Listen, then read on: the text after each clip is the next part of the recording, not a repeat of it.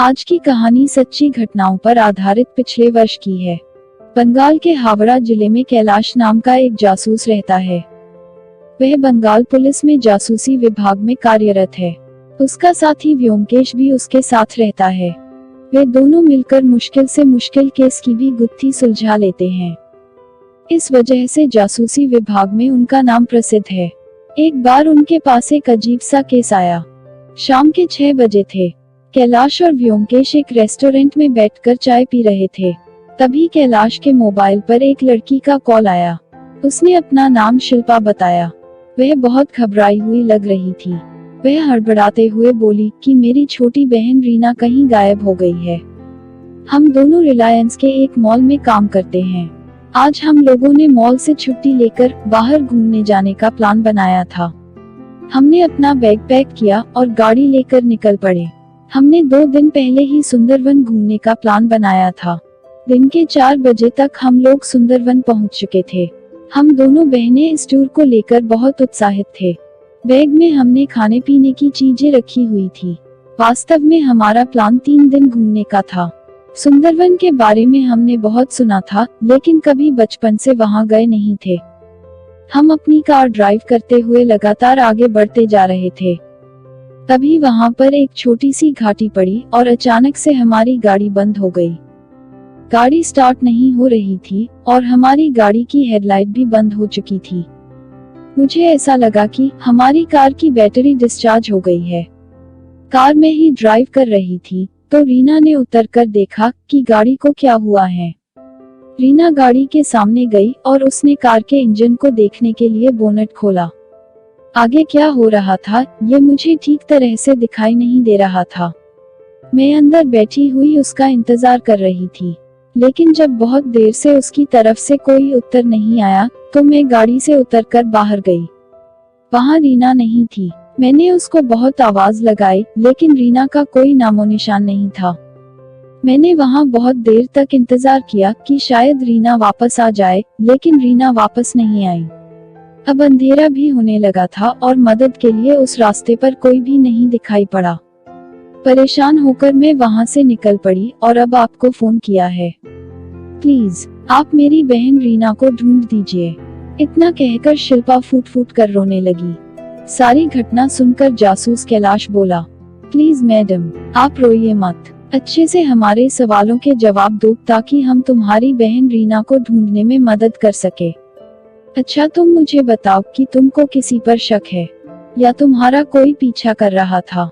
हो सकता है रीना तुम्हारे साथ प्रैंक कर रही हो। रोते हुए शिल्पा उत्तर देती है। वहाँ पूरी तरह से सुनसान था। हमारे पास दूर दूर तक कोई नहीं था। और रही बात प्रैंक की, तो ऐसा मजाक वह कभी नहीं करती है। यह सुनकर कैलाश कहता है, ठीक है मैडम, कल हम तुम्हारी बहन की तलाश करेंगे। अब अंधेरा भी ज्यादा हो चुका है और सुंदरवन का इलाका होने की वजह से रात में वहां जाना खतरनाक है। हम तुमको कल इसके बारे में जानकारी देंगे। अगले दिन की सुबह ही वे दोनों जासूस उस जगह पर पहुंच गए जहां पर रीना गुम हुई थी।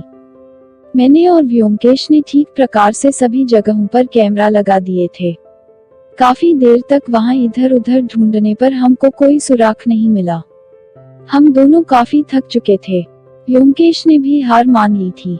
इस समय शाम के 7 बज चुके थे और पूरी तरह से अंधेरा हो चुका था। कैलाश और व्योमकेश सड़क के किनारे गाड़ी में बैठे हुए थे। व्योमकेश को नींद आ गई थी और वह सो रहा था। कैलाश की नजर अभी भी कैमरों पर थी। धीरे धीरे अब 9 बज चुके थे। कैलाश ने अब वहां से जाने का निश्चय किया, तभी अचानक सामने वाले कैमरे में कुछ हलचल दिखाई दी। कैलाश ने जल्दी से व्योमकेश को जगाया और बोला, ध्यान से देखो, यहाँ कोई है। वे दोनों पूरे ध्यान से कैमरे पर नजर रखने लगे। धीरे धीरे किसी के नजदीक आने की आवाज आ रही थी। अंधेरे से एक लड़की निकलकर आई और एक पेड़ के पास आकर खड़ी हो गई। उसे देखकर व्योमकेश ने आवाज दी, लेकिन उस लड़की ने कोई जवाब नहीं दिया। वह लड़की पास खड़े पेड़ से अपना सर पीटने लगी। व्योमकेश ने कैलाश से पूछा कि वह ऐसा क्यों कर रही है। इस पर कैलाश ने बताया कि शायद वह बहुत डर गई होगी। कैलाश और व्योमकेश अब गाड़ी से उतर चुके थे। कैलाश टॉर्च जलाकर उस लड़की के समीप गया और अच्छे से उसको देखा। फिर उसने अपने मोबाइल में शिल्पा द्वारा भेजी गई तस्वीर से मिलान किया। वह रीना ही थी। व्योमकेश उसको होश में लाने की कोशिश कर रहा था, लेकिन रीना किसी रोबोट की तरह एक जगह खड़े होकर पेड़ पे अपना सिर पटक रही थी। कैलाश ने जब देखा कि रीना अपने होशों हवास में नहीं आ रही है, तो उसने रीना को एक थप्पड़ मारा। जोरदार थप्पड़ का भी रीना पर कोई असर नहीं पड़ा। उन दोनों ने अब रीना को पकड़ा और कार में बिठा लिया। दोनों जासूसों ने उससे बात करने की कोशिश करी, लेकिन रीना कुछ नहीं बोली। फिर उन दोनों ने सोचा शायद रीना बहुत डर गई होगी, इसलिए वह बेचारी कुछ बोल नहीं पा रही है।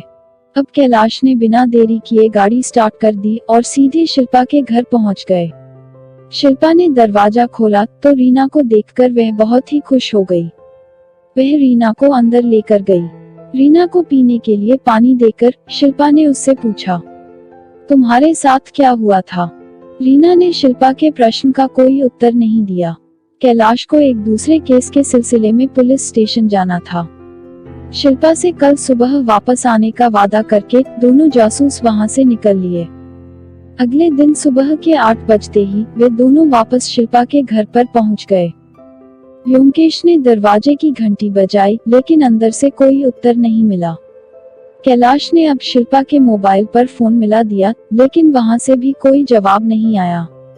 व्योमकेश ने अब पूरी ताकत लगाकर दरवाजा तोड़ दिया। वे दोनों जब अंदर पहुंचे तो घर में कोई नहीं था। यह बहुत अचंभित कर देने वाला था कि घर अंदर से बंद है और घर की सभी खिड़कियां भी बंद हैं। उन्होंने पूरा घर छान मारा, लेकिन कोई नहीं मिला। व्योमकेश को थोड़ा शक हुआ।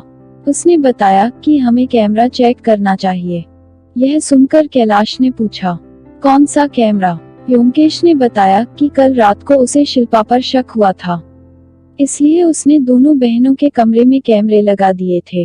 व्योमकेश अब दोनों जासूसी कैमरे निकाल कर लाया और अपने मोबाइल में कनेक्ट करके रिकॉर्डिंग देखने लगा। रात में लगभग 3 बजे रीना उठी थी और वह अपने कमरे से बाहर गई थी। इस कैमरे में इसके अलावा कुछ नहीं था।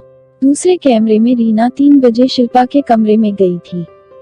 रीना ने चुपके से शिल्पा के पैर पकड़े और उसको घसीटते हुए कमरे से बाहर लेकर गई। इसके बाद क्या हुआ, इसका पता लगाने के लिए कोई भी सबूत नहीं था, इसलिए उन दोनों जासूसों ने अपनी तहकीकात को यहीं पर रोक दिया। अब वे दोनों फिर से सुंदरवन रवाना हो गए। उन्होंने शाम के 6 बजे उस घाटी के पास और रात को 3 बजे उनके घर के कमरे में काफी देर तक इंतजार किया। उनको लगा कि शायद कुछ हाथ लग जाए और पता चल सके कि आखिर उन दोनों बहनों के साथ क्या हुआ था। दुर्भाग्यवश वे दोनों जासूस असफल रहे। 2 दिन के बाद अखबार में एक आर्टिकल छपा जिसमें लिखा था कि रिलायंस मॉल की एक महिला कर्मचारी का हुआ थ्रिलर मर्डर। कैलाश और व्योमकेश उन दोनों बहनों के लिए बहुत दुखी हुए। पता नहीं उन दोनों बहनों के साथ क्या हुआ होगा, लेकिन जो कुछ भी हुआ होगा बहुत भयानक हुआ होगा। क्या इन दोनों जासूसों को इसकी तहकीकात आगे जारी रखनी चाहिए? क्या है इस मर्डर का रहस्य? अगर आप सभी यह जानने के इच्छुक हैं, तो इसके अगले पार्ट का इंतजार कीजिए। आप लोगों को ये कहानी कैसी लगी? कमेंट करके मुझे अवश्य बताएं, ताकि मैं ज्यादा से ज्यादा मजेदार कहानियां आप लोगों तक ला सकूं।